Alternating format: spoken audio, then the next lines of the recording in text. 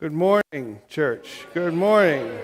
So happy to see all of you here today, and so happy to see the choir back in full force. I guess that means summer is over, doesn't it? I know. Although you couldn't tell by walking around outside.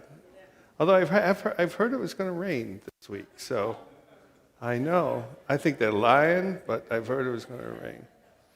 Welcome to Emerson Unitarian Universalist Church. My name is the Reverend Ed Proulx, and I am the minister here. It's good to see all of you with us today. For those of you who may be visiting today, if you would like for us to know a little bit more about you, there are yellow pews. Nope, that's wrong. There are yellow cards in the pews in front of you.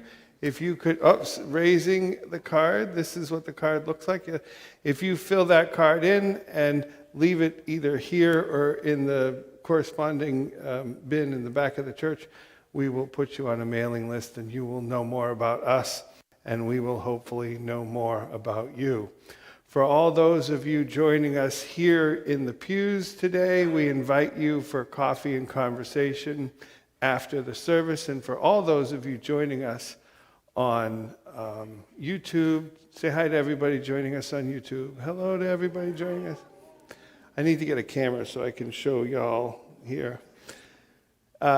We thank you for coming. We hope you are having a wonderful morning. And after the services, our friend Marilyn Rambo will lead a Zoom after-service coffee hour. You'll have to bring your own coffee. But we will have that, and you'll have to switch from wherever you're watching us to Zoom. But we invite you to do that. We hope you will do that, and we are so happy that you are all here with us this morning. And now I invite Hillary, our service leader this morning, to bring us into the formal part of our service. Good morning. Good morning. As we work to create beloved community, we welcome all who would join us in building a better world with more love, more justice, and more peace. We welcome all who would join us in growing in mind, heart, and spirit.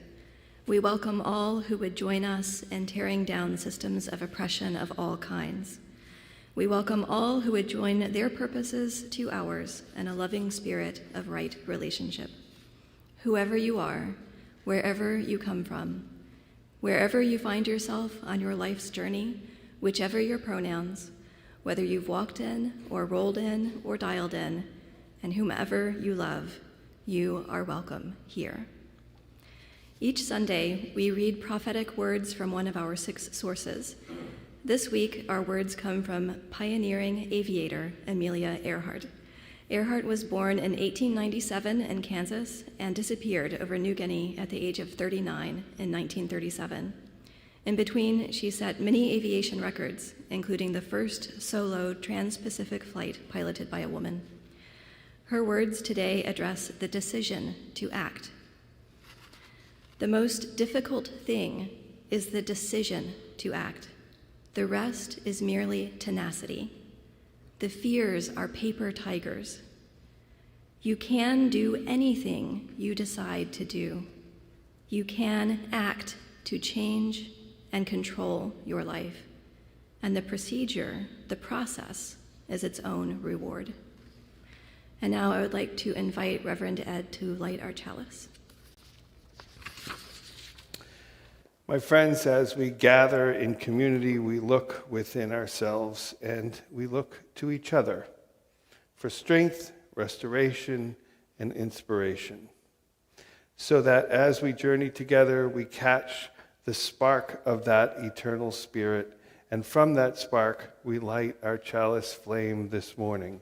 Lighting the flame symbolizes that to all that the spirit of this congregation is strong, and that our will to transform ourselves and to transform the world is also strong. We light the flame with gratitude. We light the flame in memory of all who have come before us, in honor of all who are here, and in joy for all who have yet to arrive.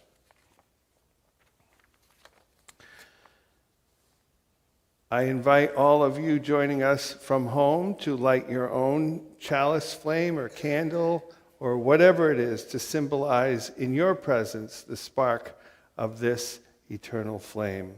This morning and for the month of August, I invite you to hear the chalice lighting words. These words come from Albert Einstein. As you may remember from earlier in the month, Einstein was born in Germany in the 1870s, and he died in New Jersey in the 1950s. In between, he's credited with completely changing the way we look at everything. Didn't do much, right? He's trying to take it easy there. Here he is talking about change. Please join us in reading these words with us. The world as we have created it is a process of our thinking. It cannot be changed without changing our thinking. And now I invite you to sing. As you are comfortable, you may stand, but please help us in singing our first hymn in the Teal hymnals, switching it up on you. In the Teal hymnals, hymn number 1024, When the Spirit Says, Do.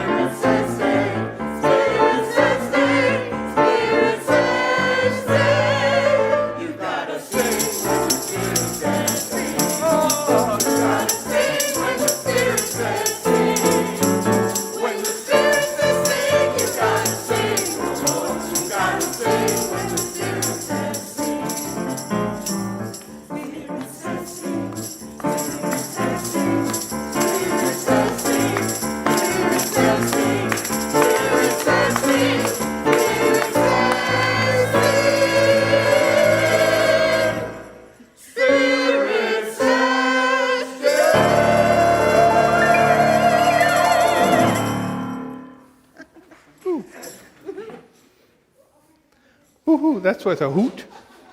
That's what a hoot.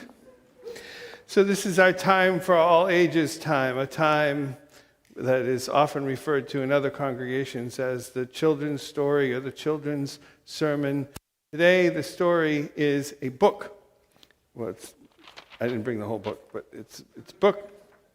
And it's a book about giraffes dancing. Has anybody ever heard the story of Giraffes Can't Dance?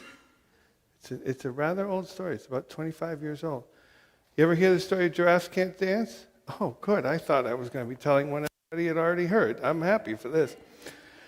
So the story's about a giraffe named Gerald, and it's a poem, so it's got a little beat to it, and it's rhyme. So I'm going to tell it exactly the way it's written. Gerald was a tall giraffe whose neck was long and slim, but his knees were awfully crooked, and his legs were rather thin. He was very good at standing still and munching from the trees, but when he tried to run around, he buckled at the knees. Now, every year in Africa, they hold the jungle dance, where every single animal turns up to skip and prance. And this year, when the day arrived, poor Gerald felt so sad because when it came to dancing, he was really very bad. The warthogs started waltzing, and the rhinos rocked and rolled. The lions danced a tango that was bold. The chimps all did the cha-cha with a very Latin feel, and 8 baboons teamed up for a splendid Scottish reel. Gerald swallowed and then he walked toward the dance floor, but the lions saw him coming, and they soon began to roar. "Ha! Gerald, you are clumsy," all the animals sneered. "Giraffes can't dance, you silly fool. Oh, Gerald, you're so weird." Gerald froze up. He was rooted to the spot. They're right, he thought. I'm useless. I feel like such a clot. "Excuse me," coughed a cricket who'd seen Gerald earlier on, "but sometimes when you're different, you just need a different song. Listen to the swaying grass and listen to the trees. To me, the sweetest music is those branches in the breeze. So imagine that the lovely moon is playing just for you. Everything makes music if you really want it to." And with that, the cricket smiled. I didn't know that crickets could smile. And then the cricket picked up a violin. I also didn't know that crickets could play the violin. Then Gerald felt his body do the most amazing thing. His hoofs started shuffling, making circles on the ground. His neck was gently swaying, and his tail was swishing around. He threw his legs out sideways and then swung them everywhere. Then he did a backward somersault and leapt up in the air. Gerald was so wonderful. His mouth was wide open. "I'm dancing. Yes, I'm dancing. I'm dancing," Gerald cried. Then, one by one, each animal who'd been there at the dance arrived, while Gerald boogied on and watched him, quite entranced.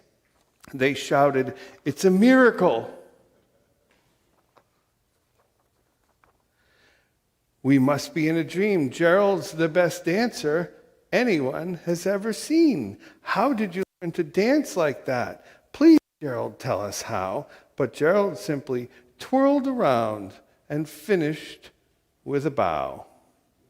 He raised his head and looked up, and the moon and stars above. "We all can dance," he said, when we find the music that we love." And I feel like saying amen to that. It's a wonderful little story. And now I invite Hillary to bring us into our meditation time.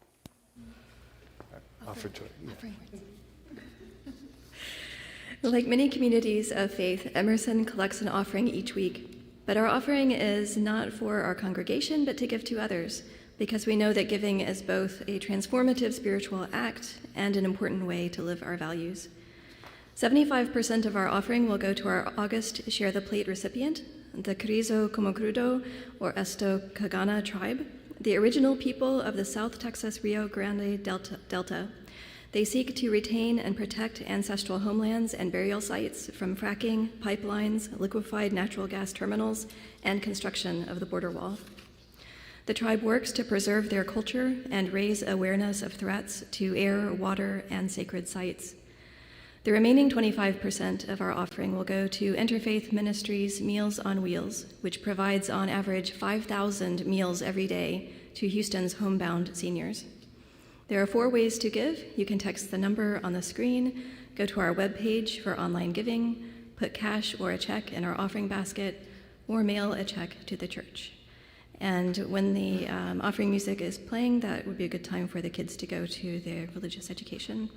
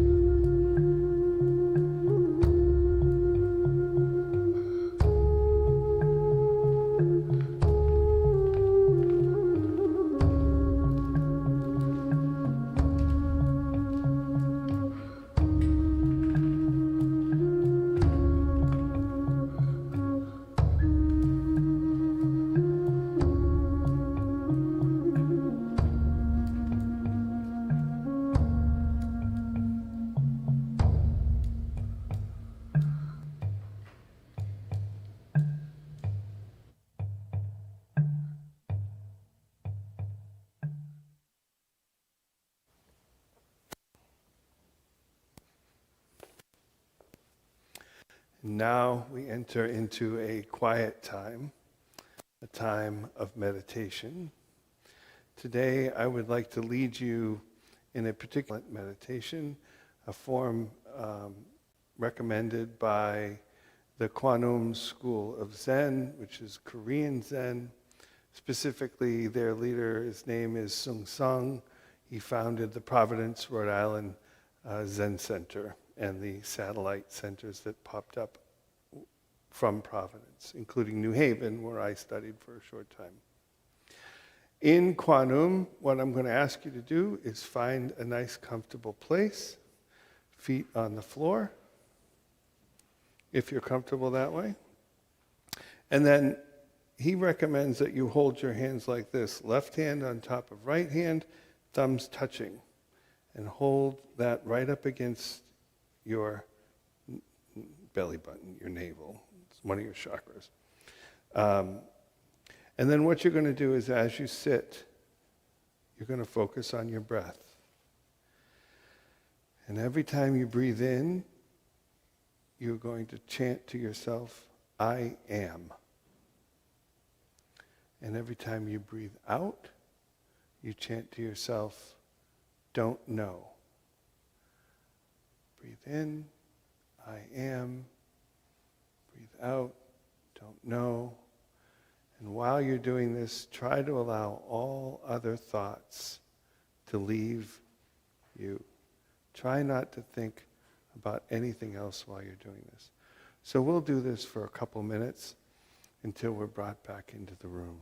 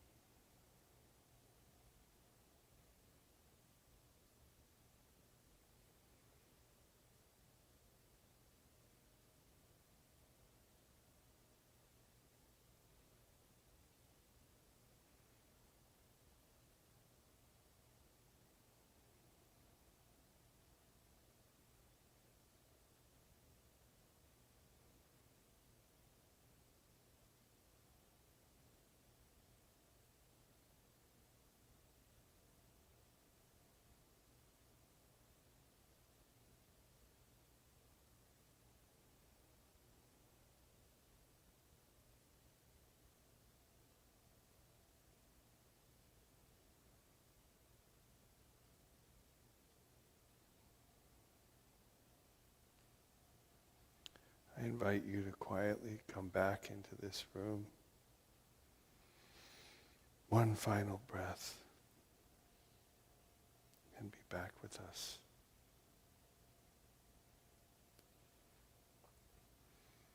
Amen and blessed be. I now invite Hillary to bring our reading. Our second reading today comes from the author, poet, professor, and activist, Audre Lorde.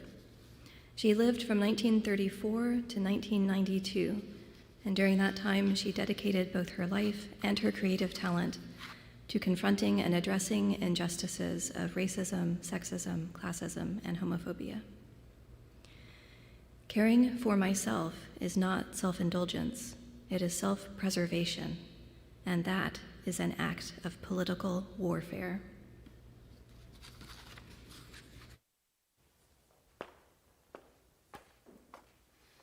I love Audre Lorde.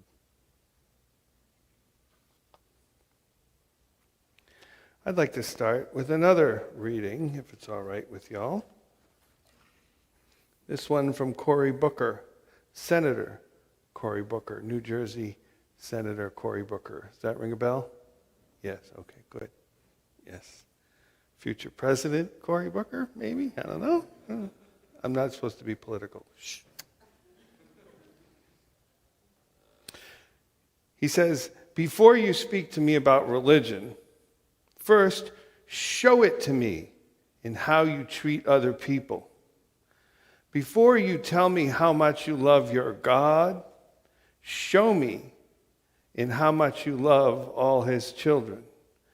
And before you preach to me of your passion for your faith, teach me about it through your compassion for your neighbors. In the end, I'm not as interested in what you have to tell or sell as I am in how you choose to live and give. Ooh, I like that one. That's a good one. So that's what we're talking about today. We're talking about making the jump from thinking to doing, right? So say what?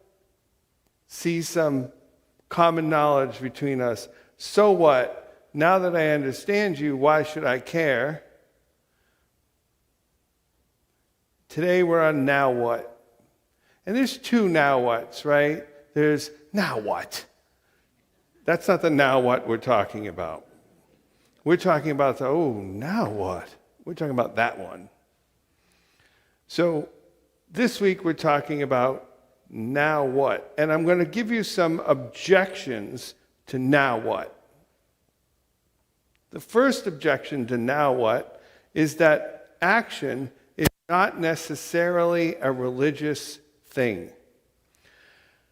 If you're not talking about God, then it's not a religious thing. God, the universe, the Great Spirit, all of this has, all of these, however you want to call God, right? If they're not in the conversation, then it's not a religion. Well, I would argue with you that the way we treat each other is talking about God. The way we treat the world is talking about God. You can believe one thing. If you do something else, that's a problem, right? So it depends on your view of religion. Some people think religion is exclusively an event of the mind. Most Unitarian Universalists don't follow that train of thought. For most Unitarian Universalists, you need to have action to back up. As a matter of fact, in most Unitarian Universalists, the action is all we have in common because we have so many different theologies that the action is all we have in common. That's how we got together. The Unitarians and the Universalists had radically different theologies. But they got together because they kept meeting up in the same events over and over and over again. And do you know where the merger of the Unitarians and the Universalists started? It started with the kids. the kids were always meeting up, and they just started doing things together. They started having retreats together because the way that they were looking at the world was so similar that they just did it together, even though their theologies were totally different. The Unitarians thought the Universalists were farmers and just dum-dums. And the Universalists thought the Unitarians were snotty and snooty.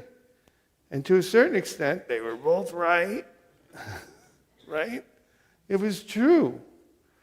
But they found out that they had a common system that led to this. The systems were different, but they led to the same place. They had a common definition. So this whole argument between religion being something you think and religion being something you do led to one of the great disasters in religious history, which is the breakup of the Roman Catholic Church into all the Protestant churches. One of the drivers of that was the argument of faith alone, the Bible alone. So sola scriptura, sola fide, or sola only the way you live. So you can find redemption by scripture alone, by faith alone, or by action alone. There were three different teams, such as it were, that all disagreed. I think that picking one or the other over each other is silly. I think you need all three eventually. But it almost dismantled Christianity. And it had a root in a common and reasonable cause. At the time, the Roman Church was trying to build what we now call Rome and the Vatican, and they needed money, lots of money. So they had these monks, Dominicans mostly, wandering around Europe selling indulgences, literally selling tickets to heaven. And the reason they were selling tickets to heaven, because the people who believed in faith, there was a lot of disingenuous people who wanted faith only. Your actions didn't need to matter. Faith was the most important part. Because those people, and I'm being cynical here, those people wanted to draw a big fat line between Saturday night and Monday morning. They wanted to wall off Sunday. And the Catholic Church needed money. So it was a match made in heaven. And that argument about what you do not mattering, that's the origin of that argument about what you do not mattering. I think most Unitarians, most Universalists, and most Unitarian Universalists would reject the premise behind the argument, much less the end result of the argument. So if you think, like I do, religious is something you do, I think you'd agree that if religion is something you do, what you're in effect saying is that what you do is at the core of religion. Most UUs believe that faith without action is impotent. True faith manifests itself by our actions. That's that saying, the fruit doesn't far from the tree, right? You know that saying? You've heard that saying? That's right. And in that saying, you are both the fruit and the tree, right? So, that's the answer to the first objection. The first objection is, now what? Doesn't matter. As long as you believe it, you're fine. I disagree. You're free to choose. The second objection is that action is not a requirement for true personal change, this metanoia thing that we're talking about. If you really want to change, if you really want to make a spiritual difference in your life, what you do, it's not important. I can tell you that I can experience profound spiritual change without action. I can. And many people believe that, and you might be right. But here's what I would suggest to you about the role of change in metanoia, the role of change in the role of action in personal change.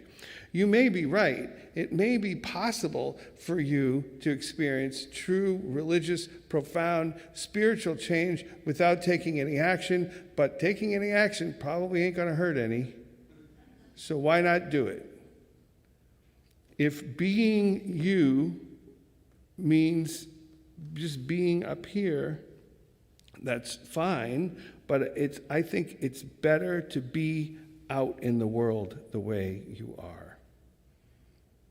And as an example of that, I would point to several religions: Christianity, the Dharma, Hindu, what we call Hinduism, which is just wrong, but whatever, the Dharma, the Indian faiths, and several other religions. Almost all of these religions, their gods have something called avatars, right? Their gods actually show up, and I may be being blasphemous here, if considering Jesus an avatar of God. That may be a wrong way of looking at that. But there's a point in a lot of religions where their gods actually show up on earth and do stuff. Well, if doing stuff ain't important, why would God bother showing up on earth and doing stuff? I think the gods are saying to you that what you do is really important. Vishnu alone has at least 10 avatars, including Krishna and the Buddha. A whole other religion came out of one of the avatars of Vishnu. This is important stuff. What you do is important. And I think it's fair to mention here that some religions reject this. Some religions specifically say that a God cannot exist on earth. So I'm mentioning the ones that believe that they do. I also want a fair time and mention the ones that believe that they can't, or they won't, or they don't. And then on the other hand, the Japanese actually have a word for it. They actually have a word for the God appearing in human form, and it is a word that is used when they assign a god status to an emperor. You know, most of their emperors have been gods over time, and they actually have a word for it. It's a very interesting and different way of looking at things. So those are the arguments that I would say. Have to do with those two objections to action being important, to religion, to action being important to self-change. So now I want to shift just a little bit, and I want to go back to that Audre Lorde quote that Hillary read. Audre Lorde was talking about self-care, and I don't have the quote in front of me anymore, but what the quote said was something along the lines of, taking care of myself is an act of political warfare, right? This is it's hard to think of it that way, but you ain't no good to nobody if you're too tired to do anything, right? Arthur Ashe also said something similar, this beautiful quote that I'm sure you've all heard from Arthur Ashe. He said, and if you remember, everybody remember Arthur Ashe, right? He was a black tennis player, right? So he was a black person in a world that at that point was really white. He said, start where you are, use what you have, do what you can. Is this a remarkable quote? This is gone in history as being a remarkable quote, but is it really a remarkable quote? It's really not a remarkable quote. It's really just common sense, right? What would the opposite of start where you are, use what you have, do what you can be? Start where you aren't? Use what you don't have? Do what you can't? See, the issue here is that your society, your culture wants you to to focus on your failings. Start where you aren't, use what you don't have, do what you can't. Your culture wants to point out how bad you are at this so that you feel bad about yourself, so you tuck tail and go home. Arthur Ashe very simply flipped it and said, start where you are, use what you have, do what you can. Really not rocket surgery, right? But it was really remarkable. It was really a remarkable quote. A common one for y'all too. If you're in an airplane and they're doing their seatbelt dance before you take off, right? In case there's ever, apparently there are people who've never seen a seatbelt in operation before, right? But they say a very important thing. They say, you can repeat it with me, in case of cabin decompression, a mask will drop down from the roof. Put your own mask on first before helping others. What they stop short of saying is, because you're no help to nobody if you're dead. But it's true. There is something about taking care of yourself here that's very important. And now what? This thing about now what? This puts a lot of pressure on a lot of people. A lot of people can get to the point where they see, they care, they have a strong feeling about something, but they're tired. Or they don't know what to do. Or they're not a doctor or an engineer or a scientist, and they don't know what to do, but they feel the weight. And culture is pushing that weight on you. I'm here today to suggest kindly that you ignore that weight, because that weight is fictitious. Culture is pervasive. It's part of you, whether you like it or not. You don't even know it's part of you. You don't. It happens all the time.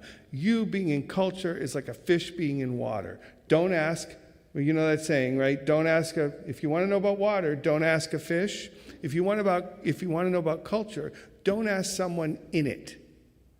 Because they can't even see the influence of that culture on them. That culture of guilt, that culture of failure, that culture that keeps pushing on you. Some people are afraid of now what, because when we get to now what, that means, oh my God, I have to do something else. And Audre Lorde says, no, you don't. You don't have to do something about everything. I'm going to give you another example of how culture weighs on you, a way for you to feel how culture weighs on you. This one I've always found funny. I'm going to use this as an example. I'm not going to ask you to put up your hands, but many of us have been asked to try to cut down on sodium, right? But you live in a culture where everything is ridiculously salty. How are you supposed to know what not salty is if everything around you is salty? That's the feeling of culture, right? It's so part of everything that's normal for you, you don't know how to throw it off. You don't even know what it means to throw it off. And then if you are successful at throwing off the salty culture, I will tell you something. I've done it. Everything is ridiculously salty, especially in restaurants, right? Everything is ridiculously salty, especially in restaurants. I'm using this as a metaphor for the culture. The culture is just so around you, and it's so normal that it is hard to move. It is hard to even know that you should be moving. And when you get to now what, sometimes you just feel like you don't know what to do. But that's okay, because making the move from thoughts to words to action, we find how much this culture influences us, and we can wiggle our way out of it. Acting gives us an opportunity to reclaim ourselves from the culture. And the last thing I'm going to tell you is that cause and effect is not always what we think it is. We think that it's say what, so what, now what. That's nice and orderly. It's nice and logical. It makes sense. I could draw a flow chart of it. It makes perfect sense. I hear something, I care about it, I act on it, it makes perfect sense. But I will tell you, especially in acting, sometimes the acting comes first. Sometimes it is because you do something that you understand it, and it is by doing that you understanding, and by understanding that you care. So sometimes it's now what, say what, so what. And the old saying is, sometimes you smile because you're happy, and sometimes you're happy because you're smiling. You can trick yourself into being happy. Did you know that? Just by smiling. You can trick yourself into happy. Now what? Say what? And so what? Cause and effect are not etched in stone, folks. Despite the Enlightenment wanting you to believe that it is. We'll get to that later. So let's review. Taking action. A, manifests our faith into the world. And I will editorialize here by saying a world that needs our faith. Taking action aids us on our own spiritual journeys. Taking action is not about the world. It's not about them. It's about me. I may take action to help them, but it's my spiritual journey I'm on. I'm not on their spiritual journey. Taking action is countercultural. Your culture doesn't want you to take action. Your culture wants you to go, oh, never mind, I can't do anything about that. And our culture, and this taking action can often be the start of a spiritual journey, not the end of one. So next time you take action on something, I invite you in a quiet moment to retrace your steps. See if you've been following this path all along. This path isn't new. This path I'm telling you about, this process is not new. You've all been on it. You just haven't maybe heard it phrased in quite this way, but you're all on it. You're all on these journeys. Take a moment to look back and see how you did what you did, what process you went through. And the thing I'll bet you it involved other people. That's what community is for. That's why community is so important in this heavy lifting that we're doing here. So I would advise you, don't go it alone. You don't have to go it alone. It's a bad idea to go it alone.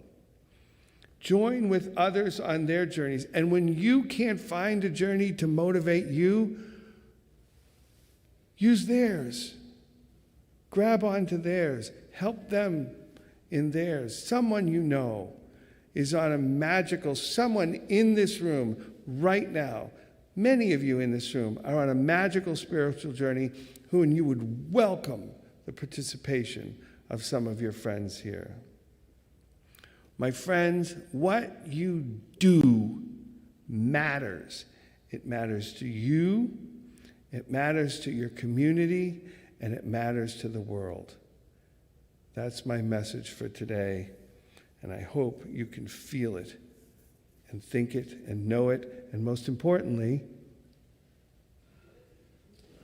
do it. Yes, very good. Thank God for the choir. Amen.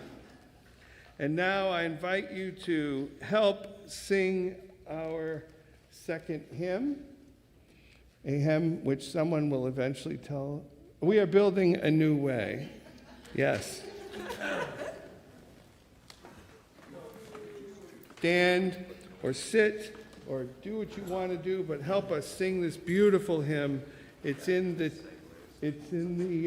Teal hymnal, number 1017.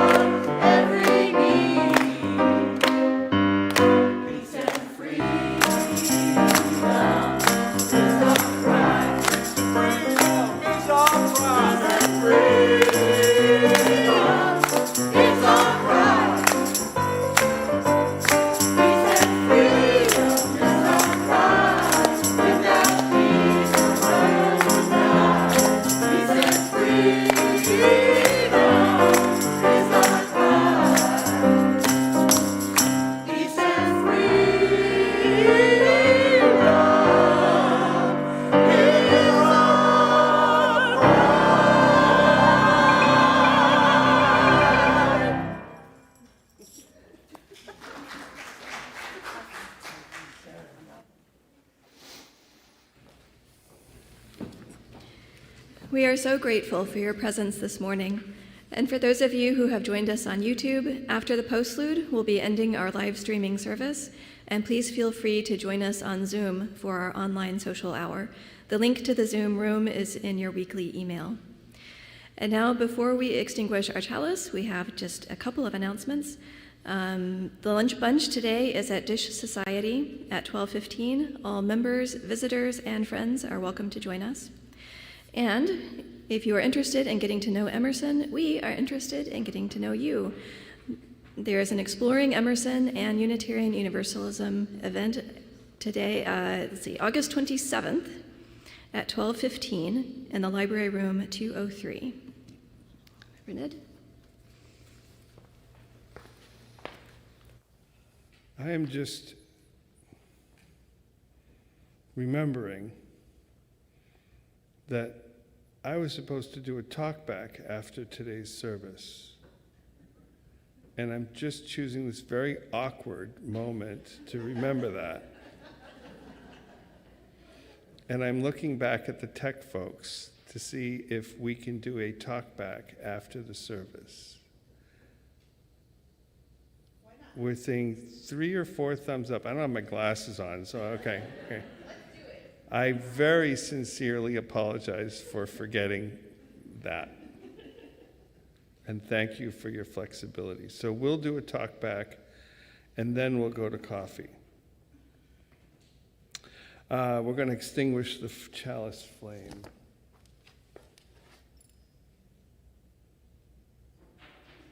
So, Reverend Ed, what's a talk back? Oh.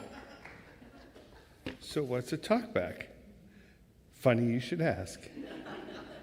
Talk back is an opportunity for you folks to continue the discussion that has been going on in the services for the last basically 3 weeks. So say what, so what, and now what. I've gotten some very wonderful comments from some of you independently and anecdotally, but this is an opportunity maybe for you to ask questions, continue the discussion, make comments, things of that nature. And we will have a microphone.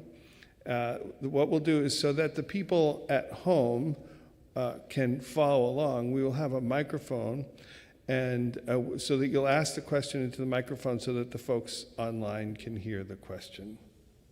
And then I will try to coherently respond to the question.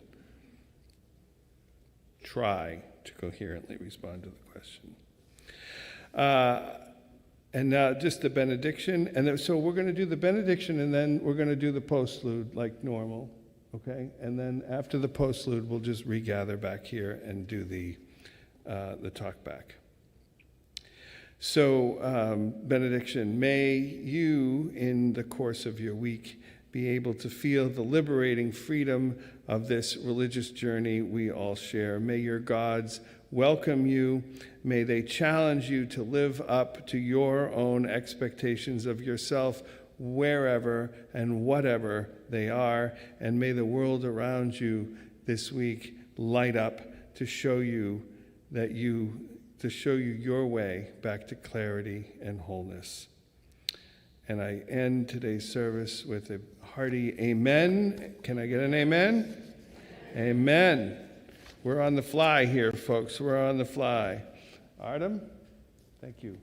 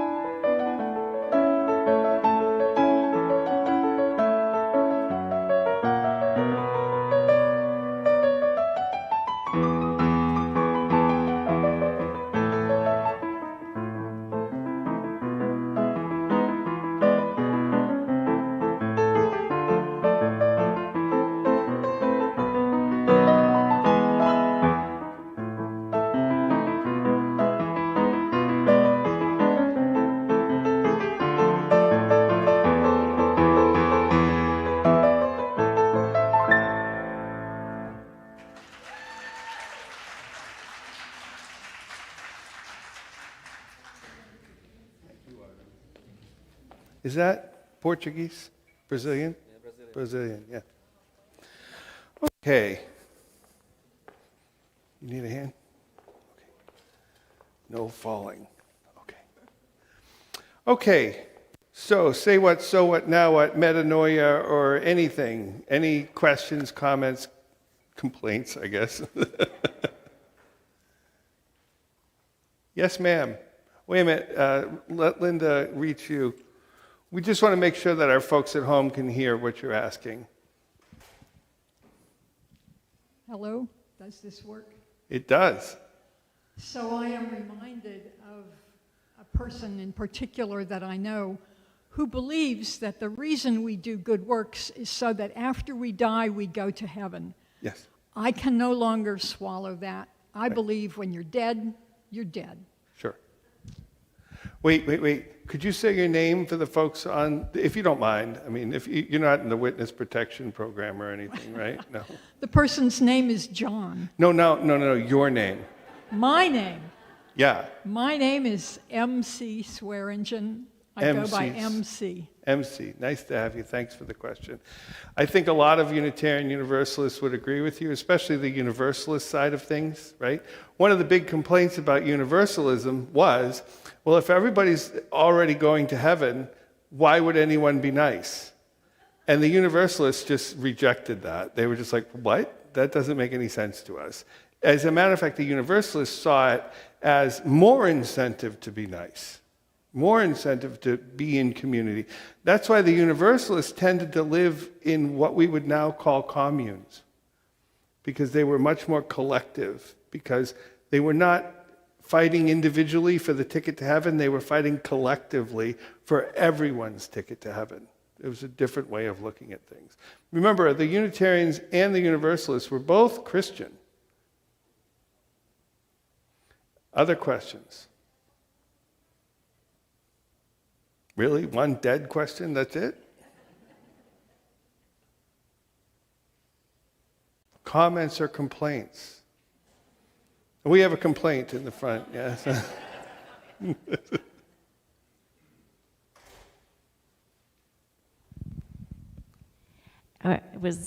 My name is Ann May.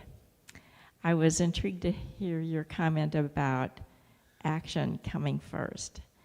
And I remember at General Assembly, I think it was 2004, Holly Near, the singer, told us about when she was a student in Southern California, a university student. She used to see the anti-war picketers, and she walked by them for months thinking, those crazy people, what are they doing? And finally, one day, she joined them in their peaceful protest, and she said that changed her immeasurably. Yeah, it changed her. Right, I got it, yeah. Sometimes doing things, there's that, I use that saying, sometimes you're happy because you're smiling, and sometimes you smile because you're happy. Hillary. That's exactly what I was going to talk about next. So this is a comment. I totally support that idea that by changing what you're doing, it can change your mood and change your approach. But I also wanted to comment that I had heard that sort of thing a lot earlier in my life, and it never worked for me at all. And in fact, if I tried to smile or do things like that to make myself feel better, it wouldn't work, and I would feel a million times worse and think, well, what's wrong with me that this doesn't work? And the answer, of course, is that I was depressed. And so I just want to point out that if anybody finds that that kind of thing doesn't work for them, that you can't budge your mood by trying things like that, it might be an indication that you could be depressed. Sure. Thank you for sharing that. It's very important. Yes. In the back. The baritone.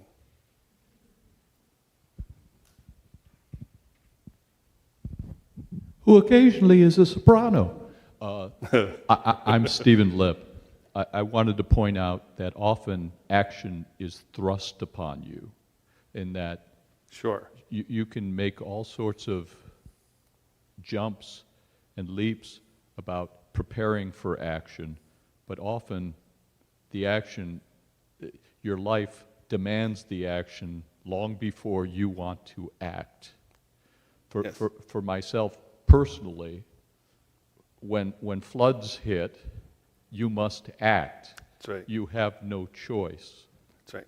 And numerous people responded to my actions as, wow, that showed a lot of bravery. And I thought to myself, no, that showed a lot of self-preservation and a lot of common sense. Sure. There was no choice in the matter, really. I had to act. That's right. Sure. If a hockey puck is whizzing at your head, now is not the time to contemplate the meaning of the hockey puck. Just duck. Right?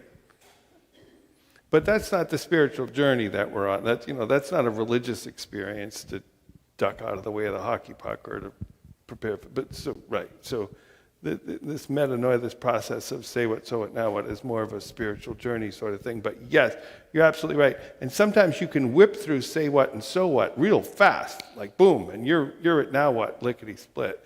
Especially if you act first, right? If you go to the protest and you stand with these people and you hear what they're doing, you're like, oh, maybe I actually do care about this, right? Anybody else? Yes, ma'am.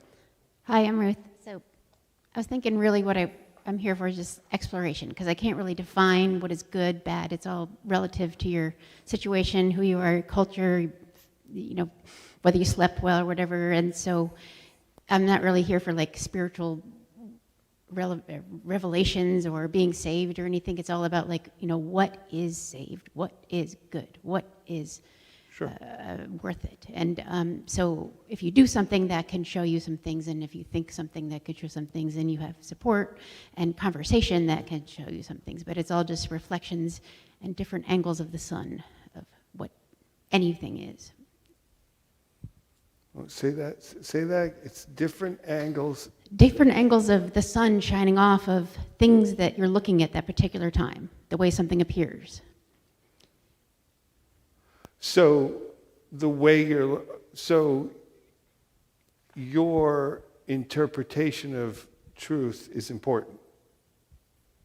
As much as any other definition of truth, maybe sometimes more true, but the ultimate truth, I think that would be very unlikely.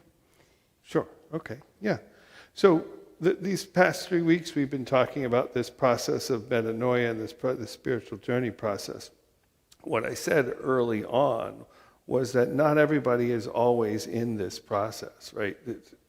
What you're saying is, I'm not necessarily looking for that, and that's completely acceptable. I mean, that's fine. I mean, there's a lot of people who are thinking the same thing, I would imagine. Yeah.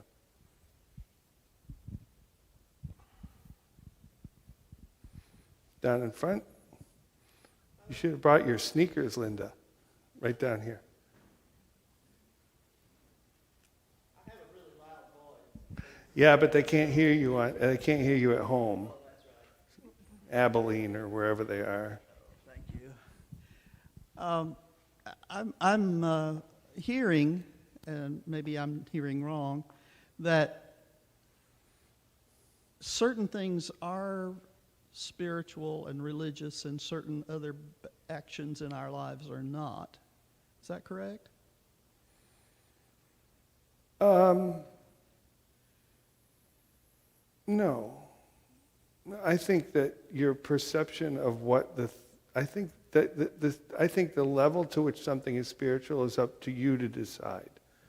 The old Zen masters, chop wood, carry water, right? Right? Sure. I mean, you make it what it is. Sometimes you're just chopping wood and carrying water, and sometimes you are chop wood, carry water, right? Yeah. That's about you, not about the chopping wood or the carrying water. I see. Does that make sense? I think so. Okay. I was just relating to the story that Stephen said about having to leave New Orleans because of the flood. Sure. And that sometimes situations are brought upon you that you have to act because that's the immediate thing that has to be done. That's right. in my experience, those things happen as part of life. A lot of those kind of things happen. And at the time, they don't seem spiritual. They seem like they're survival. But later on, you realize that what you decided to do and the events that occurred during that time become probably the most spiritual thing in your life. They may not have been spiritual at the time, but afterwards, as you reflect back on them, Exactly. Absolutely, sure. Because every time we have a natural catastrophe, the first is shock, survival. Sure. Then the next thing is people say, we never knew our neighbors before. We never realized what a community we had. Mm-hmm. We never understood the deep connection between ourselves and among ourselves. Sure. And so maybe there are people who go through that sort of thing and then just don't have any reaction at all to other people. You know, they just go right back to their life. But I think that those that come up with a change in their life are those that realize that something really important had happened. Yes, right. And I agree with you. I just don't want to put any more weight on people.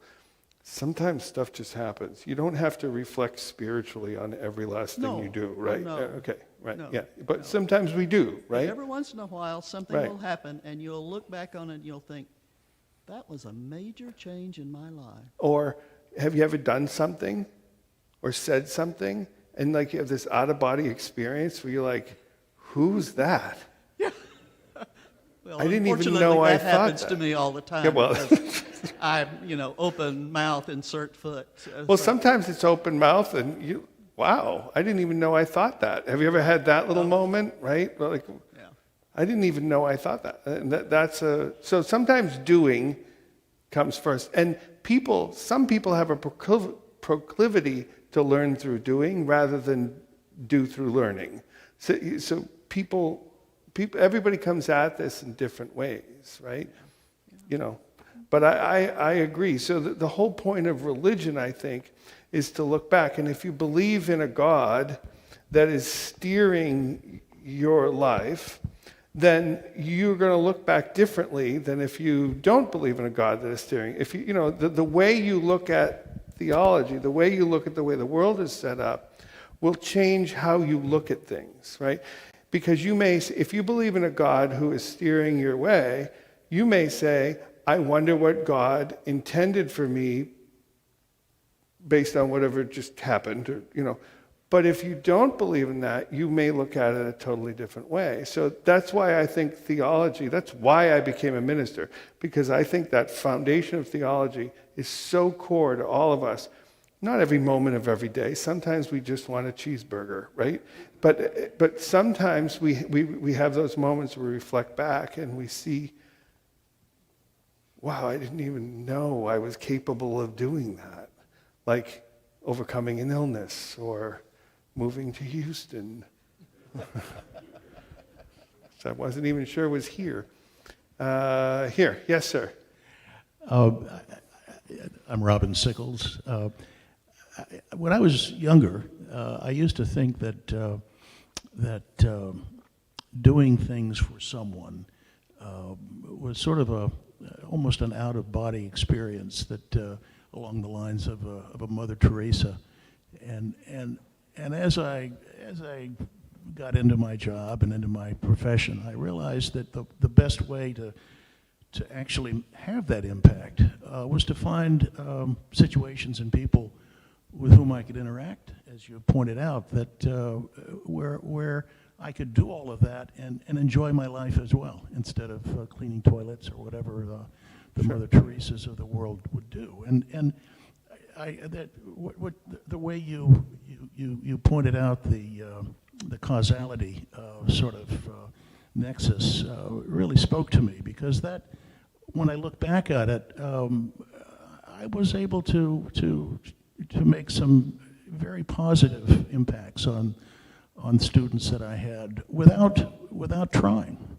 because it was something that was part of what I did, but also something that I enjoyed, and that's I guess the part of it that I found more remarkable, that it was, I got the oxygen mask first, and it made a big difference. Right. Put your own mask on first, because you ain't no help to nobody dead. Right? Yeah. Is that it? I believe coffee awaits. Thank you all for coming. Wonderful to have you. Oh, I should be applauding you. Those are proof that you were listening. I'm very happy that was there. And thank you to the sound crew for staying. Thank you for my flub up. Thank you very much.